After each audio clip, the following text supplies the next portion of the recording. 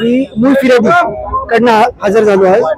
2 आरोपींना आणलं होतं, जे आरोपी नंबर 1 त्याचे सासरे म्हणजे मैताचे सासरे आणि दीर यांना हजर केलं होतं। 5 दिवसाची पोलीस कस्टडी दिली आहे 28 तारखेपर्यंत।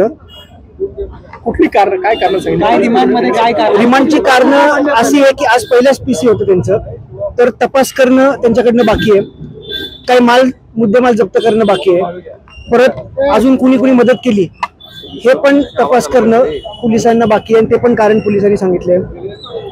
अजून त्याच्यामध्ये कोण कोण अजून आरोपी निष्पन्न होतील का त्याचा पण तपास करायचा आहे, त्याच्यासाठी पण कारण पोलिसांनी मागितली आहेत।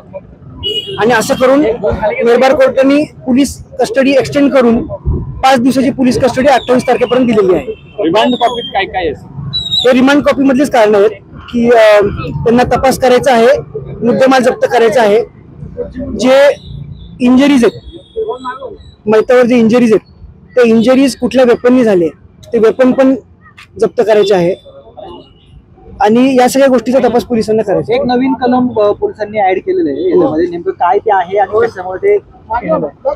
याच्यामध्ये एक नवीन कलम 118चा ऍड केलेला आहे, 118 मला वाटतं 1चा ऍड केलेला आहे कलम। याच्यामध्ये तपास अजून चालू आहे, अजून जसा तपास होईल तसं काय काय निष्पन्न होईल त्याच्यावर अजून सेक्शन ऍड होते। त्यांना आत्महत्येस प्रवृत्त केलं की कोणाचा गुन्हा कशा पद्धतीने?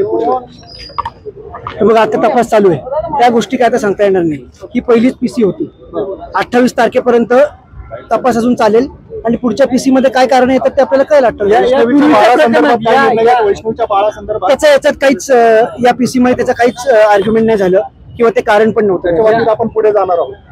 त्याच्या बाबतीत आता मला काहीच सांगता येणार जो हुंडा दिला होता तो हुंडा रिकव्हर करायचा आहे का पोलिसांना? अजून हुंडा रिकव्हर करायचे, फॉर्च्युनर गाडी रिकव्हर केलेली आहे, बाकीचे अजून काही जे गोष्टी आहेत ते पण रिकव्हर करायचे आहेत। यापूर्वी ज्या 3 जणांना 26 पर्यंत कोठडी मिळाली होती त्यावेळेस काय झालं आणि या दोघांची परत 28 पर्यंत होऊ शकते तिघांची? त्या तिघांची पीसी ऑलरेडी 26 तारखेपर्यंत त्यांना पीसी दिलेली आहे। या दोघांना आज हजर केलं तर यांना 28 पर्यंत पीसी दिलेली आहे। 26 तारखेला त्यांना परत कोर्टात आणतील जे पहिले 3 आरोपी आहेत, मग त्यांचे पीसी पुढे एक्सटेंड करतील का नाही ते 26लाच करतील।